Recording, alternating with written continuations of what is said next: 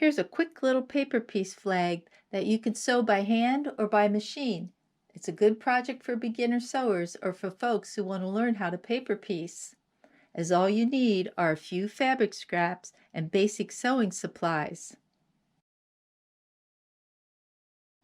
You'll find a link to these free patterns and supply lists below. Please note that the pattern is a mirror image of your flag.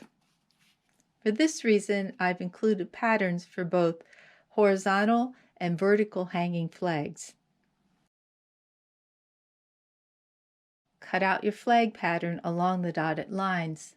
I like to use an old greeting card to crease the dark lines on my pattern. Creasing makes it easier to see where to place your pieces.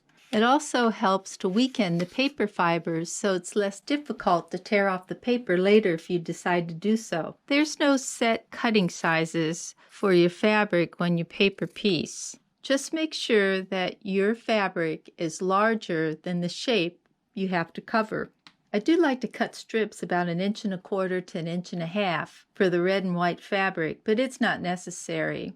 You'll need 3 short strips for this area. So I just take the red. I want to cover that with a little extra.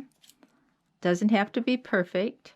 And I'll hold that up, cut about there. And then I need 1 long white strip and a red strip. I want to make sure that it covers that seam allowance also. Fabric number 1 is this short white strip. When paper piecing, your fabric always goes on the back. Take fabric number 1 and place it over that area with the right side of the fabric facing towards you. Pin it in place. Make sure that this fabric covers section number 1 and that seam allowance. You can use a light source to check, and you can see from the shadow that there's extra fabric all the way around. This is where fabric number 2 will go. Let me turn this over. Since I'm going to sew, I need to put right sides together and pin on the line between 1 and 2. That's where you'll be sewing. I'm using this pin to check. Fold this fabric back. I want to make sure that it goes at least to the edge, and it does. I'm ready to sew on this line. I used red thread so you can see. You'll want to use a neutral colored thread.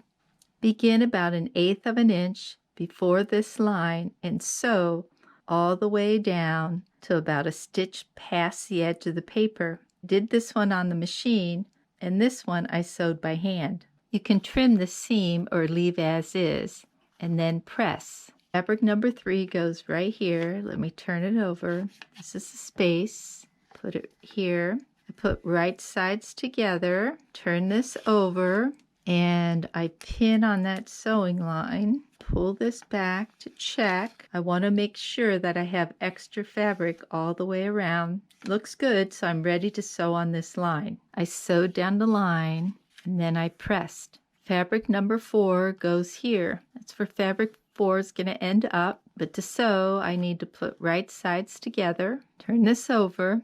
I'll pin on that line just to make sure that when I pull this fabric back, that it covers all of this area, including this seam allowance. Looks good.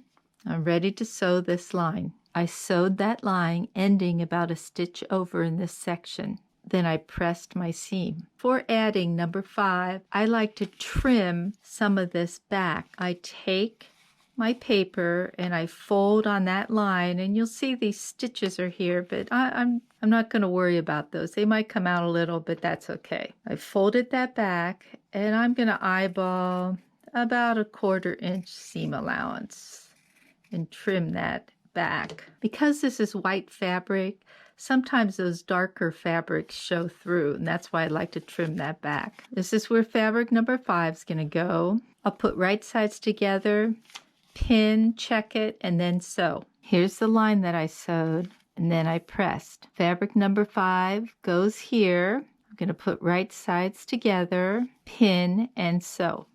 I press and I'm ready to insert this into this card.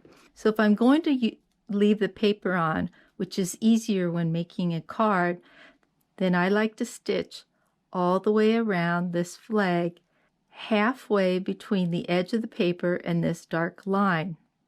Trim off the excess, and here's my completed flag.